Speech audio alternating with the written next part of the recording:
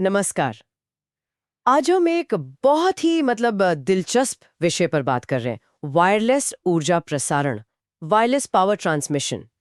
सोचिए जरा, बिना किसी तार के बिजली भेजना, ये सुनने में थोड़ा साइंस फिक्शन जैसा लगता है ना? हाँ बिल्कुल। और अब ये सिर्फ एक आइडिया नहीं है, बल्कि एक तेजी से बढ़ती हुई टेक्नोलॉजी है। इसमें वाकई इतनी क्षमता है कि हमारे एनर्जी इस्तेमाल करने और बांटने का तरीका पूरी तरह से बदल सकती है। ये सच में क्रांतिकारी हो सकता है। और देखिए, हमारी आज की बातचीत का जो आधार है, वो Angela from sunshine digital services का एक लेख है। शीर्षक है वायरलेस ऊर्जा प्रसारण, भविष्य की शक्ति।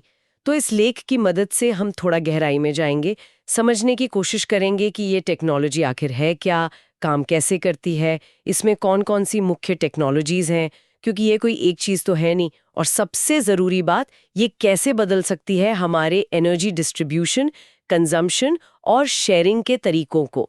तो मिशन यही है कि इस थोड़े जटिल विषय को आसान बनाए और इसका असली मतलब समझें। सही कहा। स्रोत लेख काफी अच्छा है।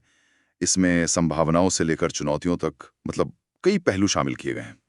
हम कोशिश करेंगे कि इसके जो सबसे जरूरी हिस्से हैं उन्हें आपके सामने लाएं। हाँ, तो ज़रा सोचिए एक बार कि आपका फ़ोन, आपकी इलेक्ट्रिक कार या शायद पूरा घर ही बिना किसी प्लग या तार के चार्ज हो रहा हो, या ड्रोन हवा में ही चार्ज हो जाए, या स्पेस से पृथ्वी पर बिजली भेजी जा सके। ये अब सिर्फ कल्पना नहीं है, ये हकीकत बनने की राह पर है। हम्म। चलो इसे खोलते हैं। तो सबसे बुनियादी सवाल से शुरू करते हैं। ये वायरलेस पावर ट्रांसमिशन आखिर है क्या? बिल्कुल आसान शब्दों में इसे कैसे समझें? देखिए, आसान शब्दों में कहें तो ये बिना किसी फिजिकल तार या कनेक्टर के बिजली के सोर्स से किसी डिवाइस, जिसे हम लोड कहते हैं, तक इलेक्ट्रिक एनर्जी पहुंचाने का तरीका है। ये काम करने के लिए इलेक्ट्रोमैग्नेटिक फील्ड्स का इस्तेमाल करता है, जैसे रेडियो तरंगें हो गई, माइक्रोवेव हो गई या फिर मैग्नेटिक फील्ड्स। इसे ऐसे समझ सकते हैं कि एनर्जी को हवा, वैक्यूम या किसी और मीडियम से बिना दिखे एक तरह से बीम किया जा रहा है या फैलाया जा रहा है। ठीक है, तो ऊर्जा हवा के जरिए भेजी जा रही है, एक अदृश्य पुल की तरह। सुनने में तो ये थोड़ा जादुई सा लगता है, पर इसके पीछे ठोस विज्ञान है। लेख में जिक्र था कि ये कोई एक अकेली तकनीक नहीं है, बल्कि कई अलग अलग तरीकों से ये किया जा सकता है। तो सबसे जानी मानी कौन सी है, जिसका हम शायद रोज इस्तेमाल भी करते हो? हाँ, सबसे आम और जिससे शायद ज्यादातर लोग अब वाकिफ होंगे वो है इंडक्टिव कपलिंग। हम जो स्मार्टफोन, स्मार्ट वॉच या इलेक्ट्रिक टूथब्रश और कुछ छोटे डिवाइस के लिए वायरलेस चार्जिंग पैड इस्तेमाल करते हैं ना, वो इसी तकनीक पर चलते हैं। वैसे तो ये सिद्धांत न्यूटन के जमाने से पता है, लेकिन इसका जो प्रैक्टिकल इस्तेमाल है वो हाल के सालों में ही बढ़ा है। हाँ बिल्कुल। मेरे फोन का चार्जर ये काम कैसे करता है? पैड पर रखते ही चार्जिंग कैसे शुरू हो जाती है? उसमें क्या होता है? देखिए, इसमें दो कॉइल होते हैं, तारों के गोल छल्ले। एक होता है चार्जिंग पैड में जो ट्रांसमीटर है, और दूसरा आपके डिवाइस यानी रिसीवर में। जब आप डिवाइस को पैड के पास लाते हैं तो ट्रांसमीटर कॉइल में जो बिजली बह रही है वो एक बदलता हुआ मैग्नेटिक फील्ड बनाती है, और ये मैग्नेटिक फील्ड जो है वो रिसीवर कॉइल में बिजली करंट पैदा करती है, इंड्यूस करती है, और वही करंट फिर डिवाइस की बैटरी को चार्ज करता है। ये काफी कुछ वैसा ही है जैसे ट्रांसफार्मर काम करता है, बस फर्क ये है कि यहाँ दोनों हिस्से अलग अलग हैं, जुड़े हुए नहीं हैं। अच्छा, तो ये पास की दूरी के लिए ही है। लेख में इसकी कुछ सीमाओं का भी जिक्र होगा शायद, क्योंकि ये पैड तो बस कुछ सेंटीमीटर की दूरी पर ही काम करते हैं और फोन को भी एकदम ठीक से रखना पड़ता है। बिल्कुल बिल्कुल। इंडक्टिव कपलिंग की सबसे बड़ी सीमा यही है, ये बहुत कम दूरी के लिए असरदार है, आमतौर पर कुछ मिलीमीटर से लेके कुछ सेंटीमीटर तक ही। और जैसा आपने कहा, कॉइल्स का अलाइनमेंट, उनका एक सीध में होना, वो भी बहुत जरूरी है। जरा सा भी इधर उधर हुआ तो चार्जिंग या तो धीमी हो जाती है या फिर रुकी जाती है। स्रोत लेख में इस बात पर जोर दिया गया है कि यूजर अक्सर इसी अलाइनमेंट की प्रॉब्लम से जूझते हैं, और भविष्य के जो स्मार्ट पैड्स आ रहे हैं उनका फोकस इसी को बेहतर बनाने पर है कि वो डिवाइस की पोजीशन को खुद पहचान कर एडजस्ट कर सकें। ठीक है, ये तो हुई छोटी दूरी की बात। लेकिन अगर हमें थोड़ी ज्यादा दूरी पर ऊर्जा भेजनी हो, मान लीजिए किसी फैक्ट्री में कोई मशीन चल रही है, उसे पावर देना है, या कमरे में कहीं भी कोई डिवाइस रखा है, उसे चार्ज करना है, या फिर इलेक्ट्रिक गाड़ी को गैराज में पार्क करते ही चार्जिंग शुरू करनी हो, बिना किसी पैड के बिल्कुल पास लाए। हाँ, उसके लिए एक थोड़ी ज्यादा एडवांस्ड तकनीक है जिसे कहते हैं रेजोनेंट इंडक्टिव कपलिंग। यहाँ रेजोनेंस यानी अनुनाद का सिद्धांत काम आता है। इसमें क्या होता है कि ट्रांसमीटर और रिसीवर सर्किट को एक ही खास फ्रीक्वेंसी पर, रेजोनेंट फ्रीक्वेंसी पर ट्यून किया जाता है। इसे ऐसे समझ सकते हैं जैसे दो गिटार के तार हैं और दोनों बिल्कुल एक ही सुर पर सेट हैं। तो जब आप एक तार को छेड़ते हैं तो थोड़ी दूर रखा हुआ दूसरा तार भी उसी फ्रीक्वेंसी पर वाइब्रेट करने लगता है, भले ही उनके बीच हवा के सिवा कोई सीधा कनेक्शन ना हो। दिलचस्प।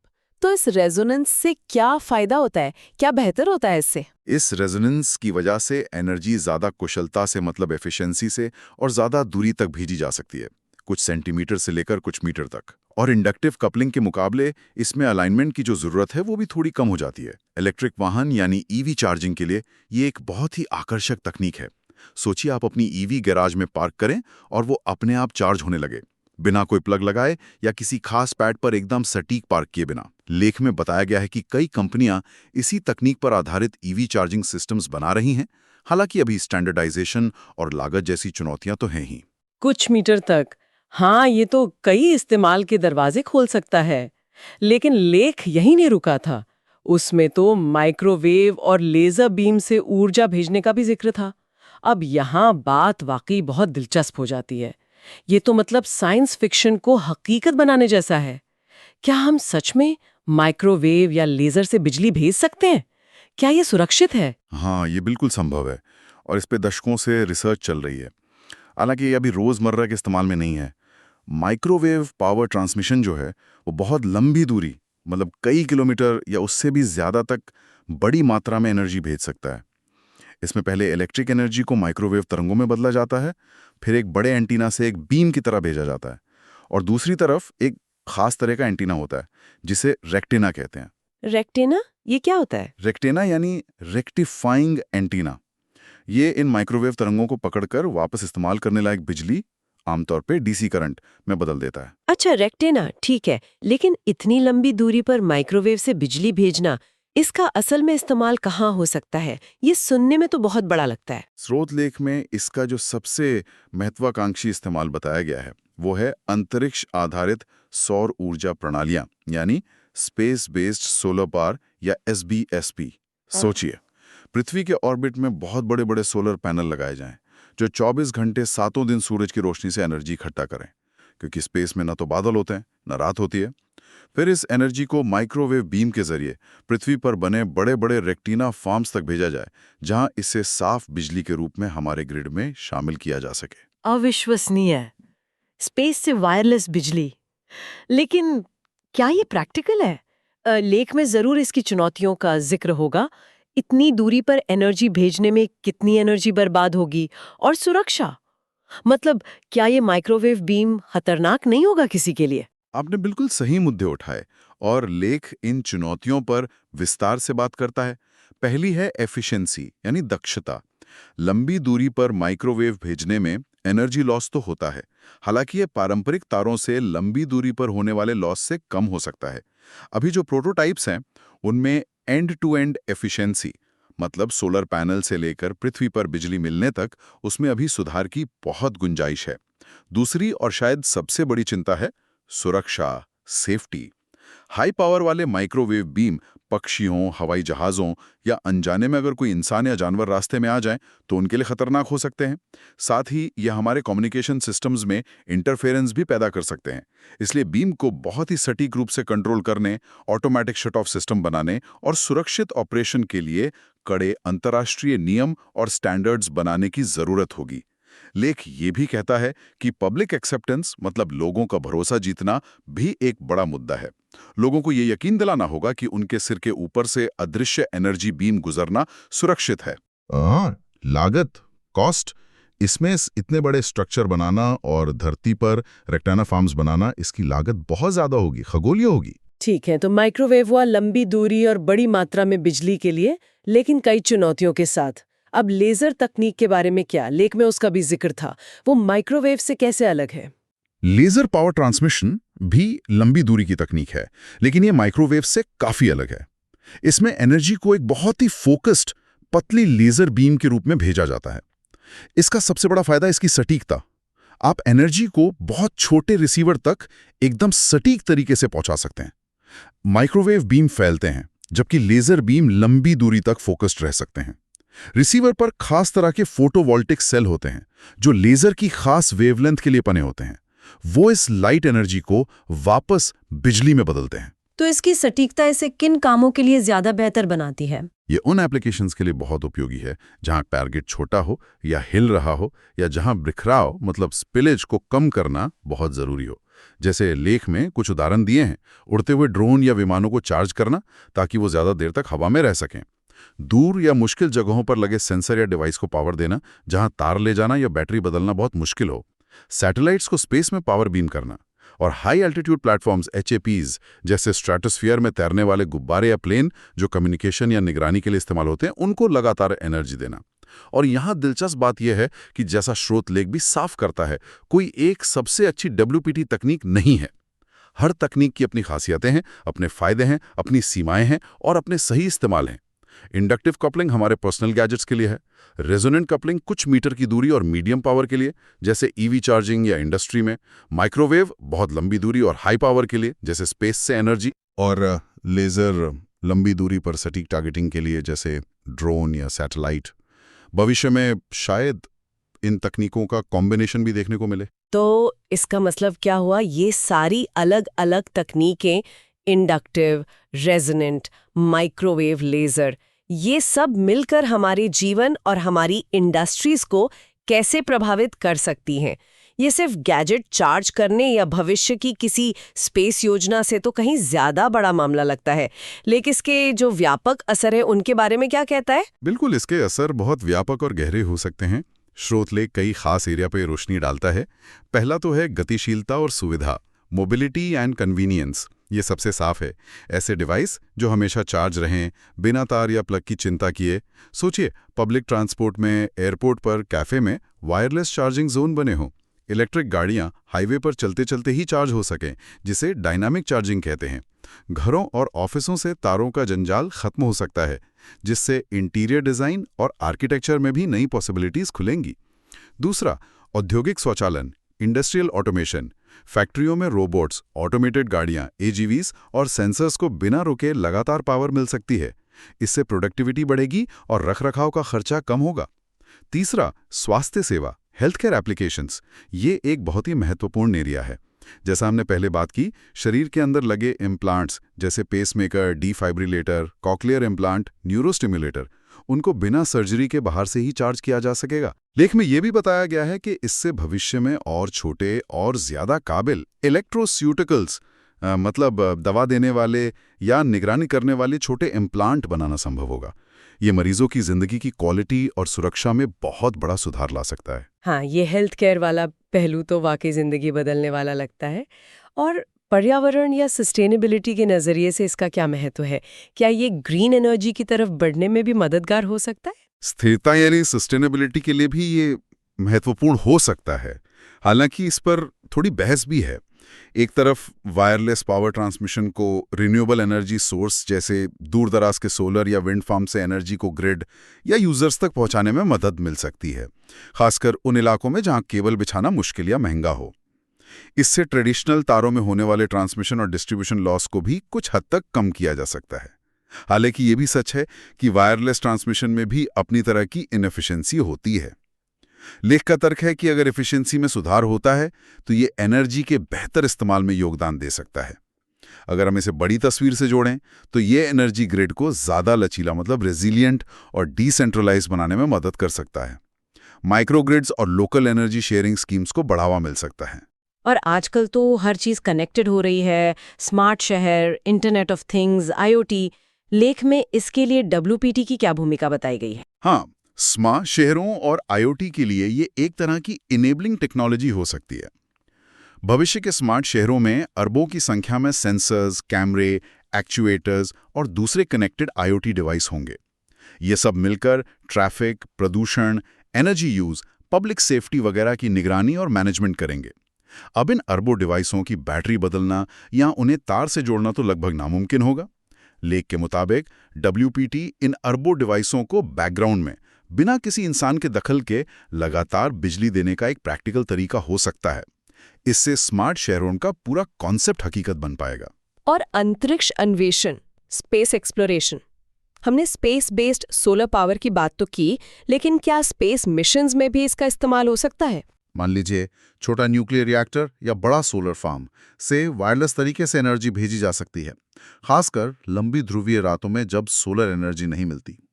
अंतरिक्षयान और सैटेलाइट्स को ऑर्बिट में फ्यूल करने के बजाय रिचार्ज किया जा सकता है, जिससे उनका जीवन काल बढ़ सकता है। स्पेसक्राफ्ट बनाने में तारों की जो कॉम्प्लेक्सिटी होती है वो कम हो सकती है। अंतर्यान शक्ति साझाकरण, एक बड़े मदरशिप से छोटे जांचयान यानी प्रोब्स को पावर बीम किया जा सकता है। ये सब सुनने में तो बहुत ही आकर्षक और भविष्य जैसा लगता है। ऐसा लगता है कि ये तकनीक हर क्षेत्र में क्रांति ला सकती है। लेकिन जैसा हमने पहले भी थोड़ा छुआ था, क्या इसे बड़े पैमाने पर हकीकत बनाने में कोई बड़ी बाधाएं या चुनौतियां भी हैं? क्या ये सब उतना आसान है जितना लगता है, या अभी भी बहुत काम बाकी है? ये बिल्कुल भी आसान नहीं है और स्रोत लेख इन चुनौतियों को साफ साफ सामने रखता है। कुछ मुख्य बाधाएं हैं जिन पर काबू पाना बहुत जरूरी है। पहली है ऊर्जा दक्षता, एनर्जी एफिशिएंसी। ये शायद सबसे बड़ी तकनीकी चुनौती है, खासकर रेजोनेंट कपलिंग और लंबी दूरी की तकनीकों जैसे माइक्रोवेव और लेजर के लिए। सोर्स से भेजी गई एनर्जी का कितना प्रतिशत असल में रिसीवर तक पहुंचता है और इस्तेमाल के लायक होता है? अभी क्या है कि दूरी बढ़ने पर यह एफिशिएंसी काफी कम हो जाती है। लेख में कहा गया है कि जब तक एफिशिएंसी में बड़ा सुधार नहीं होता, तब तक एनर्जी की बर्बादी एक बड़ी चिंता बनी रहेगी, जो इसके एनवायरमेंटल फायदों को भी कम कर सकती है। दूसरी है सुरक्षा। जैसा हमने पहले बात की, खासकर हाई पावर वाले माइक्रोवेव या लेजर बीम के हेल्थ और एनवायरमेंट पर असर को लेकर गंभीर चिंताएं हैं। लंबे समय तक कम लेवल के एक्सपोजर का क्या असर होगा? अलग अलग फ्रीक्वेंसी के लिए सेफ लिमिट क्या होंगी? और ये पक्का करना कि बीम गलती से किसी को नुकसान न पहुंचाए, ये सब बहुत महत्वपूर्ण रिसर्च और रेगुलेटरी मुद्दे हैं। तीसरी, लागत, कॉस्ट ऑफ डिप्लॉयमेंट। बड़े पैमाने पर WPT इंफ्रास्ट्रक्चर मतलब ट्रांसमीटर, रेक्टेना या रिसीवर को लगाने की लागत बहुत ज्यादा हो सकती है। साथ ही डिवाइस में रिसीवर टेक्नोलॉजी लगाने की लागत भी मायने रखती है। लेख ये सवाल उठाता है कि क्या फायदे लागत से ज्यादा होंगे और इस निवेश को कौन करेगा? सरकारें, प्राइवेट कंपनियां या हम अब जैसे उपभोक्ता? आर्थिक रूप से ये कितना प्रैक्टिकल है, ये इसके बड़े पैमाने पर अपनाए जाने के लिए बहुत जरूरी होगा। चौथा, मानकीकरण, स्टैंडर्डाइजेशन। अलग अलग कंपनियों द्वारा बनाई गई अलग अलग सिस्टम्स के बीच इंटरऑपरेबिलिटी मतलब उनका एक दूसरे के साथ काम कर पाना, ये एक बड़ी चुनौती है। जैसे क्या एक कार किसी भी ब्रांड के वायरलेस चार्जर पर चार्ज हो पाएगी, या क्या एक IoT डिवाइस किसी भी WPT हब से पावर ले सकेगा? यूनिवर्सल स्टैंडर्ड्स की कमी इसके विकास को धीमा कर सकती है।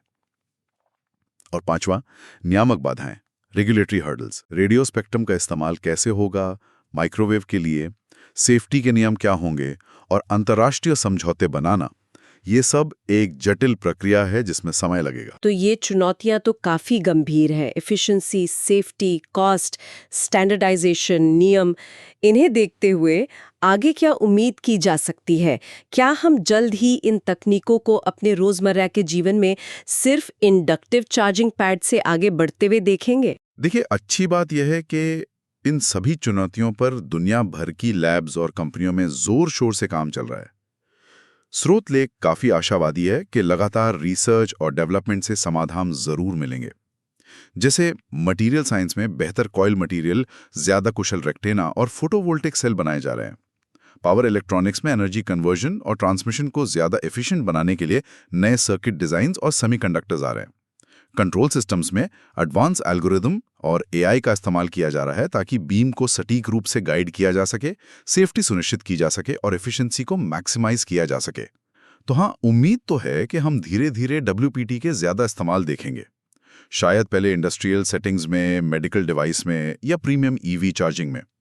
आम उपभोक्ता तक बड़े पैमाने पर पहुंचने में अभी थोड़ा वक्त लग सकता है, लेकिन प्रगति निश्चित रूप से हो रही है।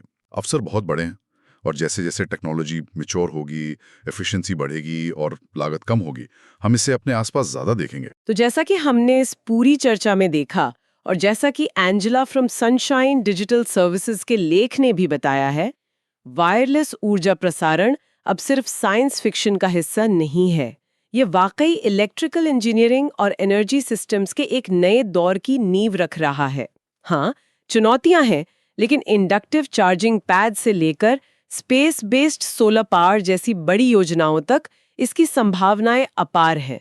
तारों और कनेक्टर्स की जो फिजिकल लिमिटेशंस हैं, उनको हटाकर ये technology mobility, health care, sustainable energy, smart city और यहाँ तक कि स्पेस टेक्नोलॉजी जैसे अनगिनत क्षेत्रों में अभूतपूर्व इनोवेशन को संभव बना सकती है। बिल्कुल, स्रोत लेखा का जो निष्कर्ष है वो मुझे बहुत सटीक लगता है। एनर्जी डिस्ट्रीब्यूशन का भविष्य सिर्फ वायर्ड नहीं है, ये वायरलेस भी होगा, या शायद दोनों का एक मिला-जुला रूप। ये सोचना ही अपने आप में रोमांचक है कि ये तकनीक हमारे रोजमर्रा के जीवन, हमारी इंडस्ट्रीज और यहाँ तक कि ग्लोबल एनर्जी सिनारियो को कितनी गहराई से और शायद किन अनजाने तरीकों से बदल सकती है। ये सिर्फ सुविधा या एफिशिएंसी की बात नहीं है, ये असल में ऊर्जा के साथ हमारे रिश्ते, हमारी उम्मीदों और हमारी बातचीत को ही फिर से परिभाषित कर सकता है। हाँ, स्रोत हमें भविष्य की तकनीकी संभावनाओं के बारे में बहुत उत्साहित तो करता है, इसमें कोई शक नहीं। लेकिन जाते जाते एक सोचने वाला सवाल ये भी है, जिसे लेख शायद सीधे तौर पर ना भी छूता हो, पर जो इन संभावनाओं से उभरता है। क्या हमारा समाज एक ऐसी दुनिया के लिए पूरी तरह से तैयार है जहां ऊर्जा अदृश्य रूप से बैकग्राउंड में हमारे चारों ओर बह रही हो? इसके सामाजिक, नियामक और नैतिक पहलू क्या होंगे? सोचिए, अगर एनर्जी हवा में उपलब्ध है तो इसका कंट्रोल किसके पास होगा? क्या इससे एनर्जी तक पहुंच में जो असमानता है वो कम होगी या बढ़ेगी? क्या इसके गलत इस्तेमाल की संभावना है, जैसे एनर्जी को हथियार की तरह इस्तेमाल करना या निगरानी के लिए? ये कुछ ऐसे गहरे सवाल हैं जिन पर सिर्फ तकनीकी ही नहीं बल्कि सामाजिक, आर्थिक और दार्शनिक स्तर पर भी हमें आगे और सोचने की जरूरत होगी, जैसे जैसे ये टेक्नोलॉजी हकीकत बनती जाएगी।